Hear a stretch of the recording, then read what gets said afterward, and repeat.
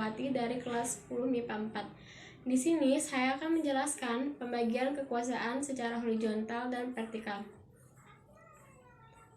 Yang pertama, pembagian kekuasaan secara horizontal, yaitu pembagian kekuasaan menurut fungsi lembaga-lembaga tertentu, legislatif, eksekutif, dan yudikatif. Berdasarkan Undang-Undang Dasar Negara Republik Indonesia tahun 1945, secara horizontal, pembagian kekuasaan negara dilakukan pada tingkatan pemerintahan pusat dan pemerintahan daerah. Pembagian kekuasaan pada tingkatan pemerintahan pusat berlangsung antara lembaga-lembaga negara yang sederajat. Pembagian kekuasaan pada tingkatan pemerintahan pusat mengalami pergeseran setelah terjadinya perubahan Undang-Undang Dasar Negara Republik Indonesia tahun 1945. Pergeseran yang dimaksud adalah pergeseran klasifikasi kekuasaan negara yang umumnya terdiri dari 3 jenis: legislatif, eksekutif, dan yudikatif. Dari kini menjadi 6 kekuasaan negara, yaitu yang pertama, kekuasaan konstitutif, yaitu kekuasaan untuk mengubah dan menetapkan undang-undang dasar.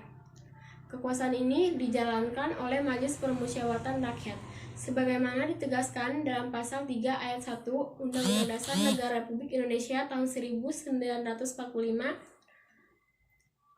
yang menyatakan bahwa Majelis Permusyawaratan Rakyat berwenang mengubah dan menetapkan undang-undang dasar.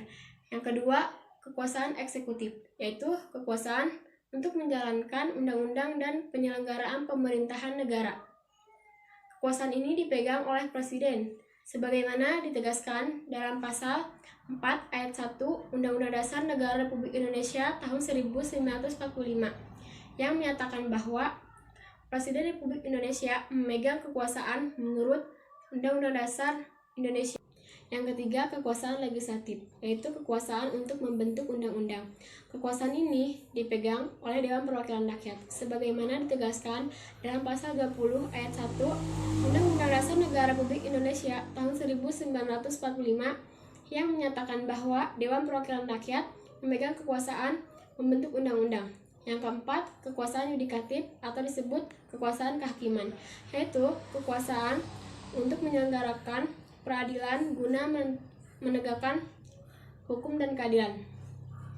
Kekuasaan ini dipegang oleh Mahkamah Agung dan Mahkamah Konstitusi, sebagaimana ditegaskan dalam pasal 24 ayat 2 Undang-Undang Dasar Negara Republik Indonesia tahun 1945 yang menyatakan bahwa kekuasaan kehakiman dilakukan oleh sebuah Mahkamah Agung dan badan keadilan yang berada di bawahnya dalam lingkungan peradilan umum, lingkungan peradilan agama, lingkungan peradilan militer, lingkungan peradilan tata usaha negara, dan oleh sebuah Mahkamah Konstitusi.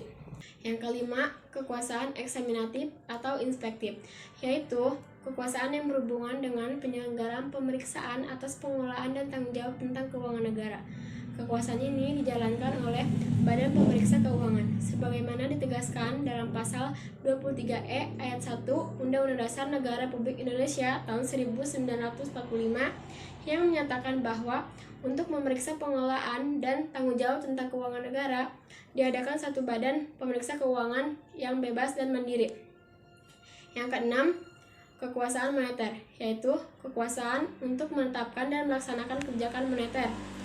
Kekuasaan ini dijalankan oleh Bank Indonesia, sebagaimana ditegaskan dalam pasal 23D Undang-Undang Dasar Negara Republik Indonesia tahun 1945 yang menyatakan bahwa negara memiliki suatu bank sentral yang susunan, kedudukan, kewenangan, tanggung jawab, dan independensinya diatur dalam undang-undang. Pembagian kekuasaan secara horizontal pada tingkatan pemerintahan daerah berlangsung antara lembaga-lembaga daerah yang sederajat, yaitu pemerintahan daerah dan Dewan Perwakilan Rakyat daerah. Yang kedua, pembagian kekuasaan vertikal.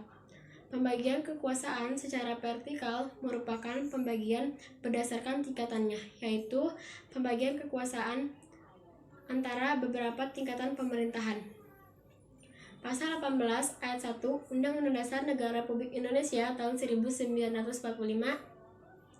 menyatakan bahwa Negara Kesatuan Republik Indonesia dibagi atas daerah-daerah provinsi dan daerah provinsi itu dibagi atas kabupaten dan kota. Yang tiap-tiap provinsi, kabupaten, dan kota itu mempunyai pemerintahan daerah yang diatur dengan undang-undang. Berdasarkan ketentuan tersebut, pembagian kekuasaan secara vertikal di negara Indonesia berlangsung antara pemerintahan pusat dan pemerintahan daerah, pemerintahan provinsi, dan pemerintahan kabupaten atau kota. Sekian dari saya. Wassalamualaikum warahmatullahi wabarakatuh.